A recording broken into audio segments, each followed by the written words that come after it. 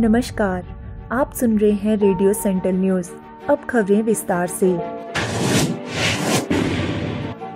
देश में पिछले 24 घंटों के दौरान कोरोना वायरस कोविड-19 संक्रमण के 1486 नए मामले दर्ज किए जाने के साथ ही संक्रमितों की संख्या 20,000 के पार हो गई तथा इस दौरान इस संक्रमण के कारण 49 और लोगों की मौत होने से मृतकों का आंकड़ा 650 से अधिक हो गया है। स्वास्थ्य मंत्रालय की ओर से जारी किए गए आंकड़ों के मुताबिक कोरोना वायरस का प्रकोप देश के 32 राज्यों और केंद्र शासित प्रदेशों में फैल चुका है। पूरे देश में कोरोना संक्रमण के अब तक 20,471 मामलों की पुष्टि हुई है, जिनमें से 77 विदेशी मरीज शामिल हैं। कोरोना वायरस से अब तक 652 लोगों की मौत हुई है। कोरोना संक्रमितों के स्वस्थ होने की रफ्तार भी तेज हुई है और पिछले 24 घंटों में कोरोना संक्रमित 700 लोगों के स्वस्थ होने के साथ ऐसे लोगों की संख्या 3,960 पर पहुंच गई है। कोरोना वायरस से सबसे गंभीर रूप से प्रभावित महाराष्ट्र में संक्रमितों की संख्या में एक दिन में 552 की वृद्धि दर्ज की गई और कुल आंकड़े 5,221 पर पहुंच गए हैं। पिछले 24 घंटों के दौरान राज्य में 19 और लोगों की मौत के बाद इस महामारी से मरने वालों की संख्या बढ़कर 251 हो गई है। राज्य में 722 संक्रमित मरीज ठीक हो चुके हैं। सरकार ने कोरोना वायरस के मरीजों की मदद में लगे डॉक्टर्स और हेल्थ वर्कर्स पर बढ़ते हमलों को देखते हुए 123 साल पुराने कानून में ऑर्डिनेंस के जरिए बदलाव किया है। सरकार ने कहा कि इस बारे में सरकार की नीति जीरो टॉलरेंस की है। डॉक्टरों और हेल्थ वर्कर्स पर किसी ने हमला किया और गुनाहगार पाया गया तो अधिकतम 7 साल की सजा होगी, 5 लाख जुर्माना भी लगेगा। इस अपराध को अब गैर जमानती भी बना दिया गया है। क्योंकि अभी संसद नहीं चल रही है, इसलिए इस कानून में बदलाव के लिए कैबिनेट ने ऑर्डिनेंस को मंजूरी दी है। ऑर्डिनेंस 6 महीने के लिए होता है। प्रधानमंत्री नरेंद्र मोदी की अगुवाई में कैबिनेट की बैठक में यह फैसला लिया गया। बैठक के बाद केंद्रीय मंत्री प्रकाश जावड़ेकर ने कानून बदलाव के बारे में बताया। उन्होंने कहा, महामारी कानून 1897 में बदलाव किए गए हैं। अभी IPC, CrPC, NSA, disaster management act है, लेकिन यह मांग थी कि पूरे देश के लिए भी कानून बने ताकि कोरोना से लड़ाई में शामिल डॉक्टर्स, हेल्थ वर्कर्स के लिए नियम कड़े किए जाएं।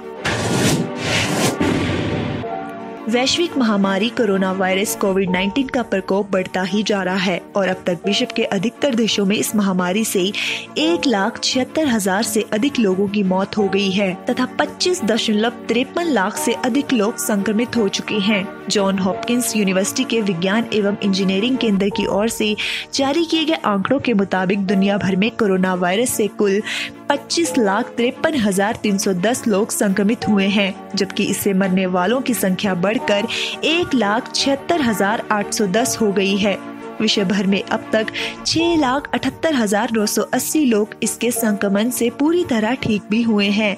CSSE की ओर से जारी किए गए आंकड़ों के मुताबिक अमेरिका में कोरोना वायरस से दुनिया में सर्वाधिक लोग संक्रमित हुए हैं तथा वहां सबसे अधिक मौतें भी हुई हैं। विश्व की महाशक्ति माने जाने वाले अमेरिका में यह महामारी विकराल रूप ले चुकी है। यहाँ पर अब तक 8,24,147 लोग इससे संक्रमित हुए हैं, जबकि 40,999 लोगों की मौत हो चुकी है। अमेरिका में इस बीमारी से अब तक 75,204 लोग ठीक भी हुए हैं।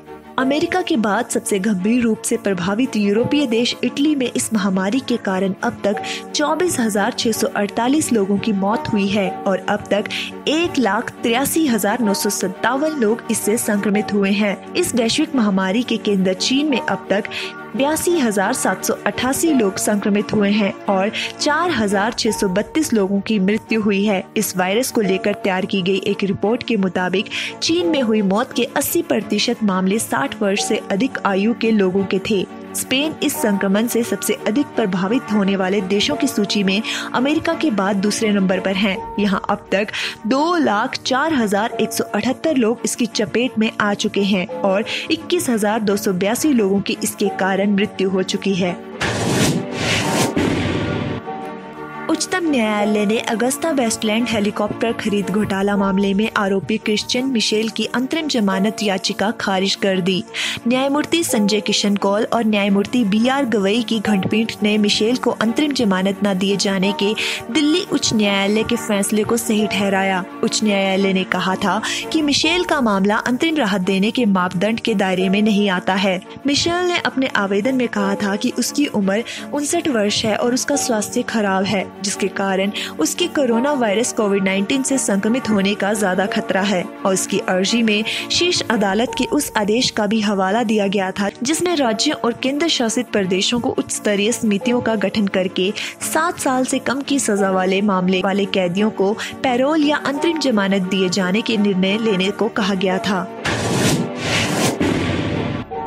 जम्मू कश्मीर के शोपिया जिले में बुधवार सुबह सुरक्षा बलों के संयुक्त घेराबंदी एवं तलाश अभियान के दौरान हुई मुठभेड़ में 4 आतंकवादी मारे गए। एक सैन्य अधिकारी ने बताया कि आतंकवादियों के मौजूदगी के बारे में खुफिया जानकारी मिलने पर जम्मू कश्मीर पुलिस के विशेष अभियान समूह, सेना और केंद्रीय रिजर्व पुलिस बल के जवानों ने शोपिया के मलहूरा इलाके में मंगलवार रात संयुक्त घेराबंदी एवं तलाश अभियान चलाया। सुरक्षा बल के जवान जब एक विशेष क्षेत्र की ओर बढ़ रहे थे तो वहां छिपे आतंकवादियों ने स्वचालित हथियारों से उन पर गोलीबारी की।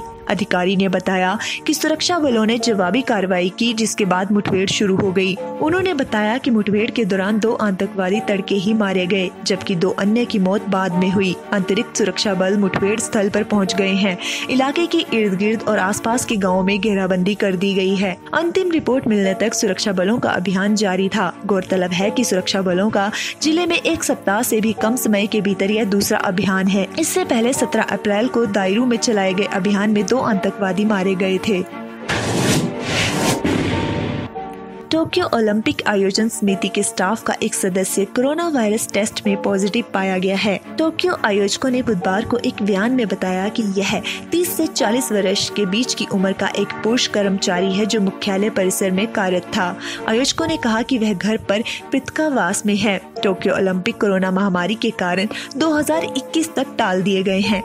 समिति में 3500 लोगों का स्टाफ है और आयोजकों ने कहा कि करीब 90% घर से काम कर रहे हैं।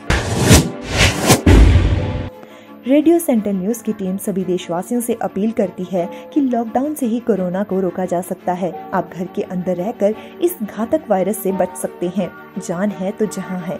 आपका यह कदम आपकी जान के साथ साथ पूरे देश को कोरोना वायरस के तांडव से बचा सकता है। धन्यवाद।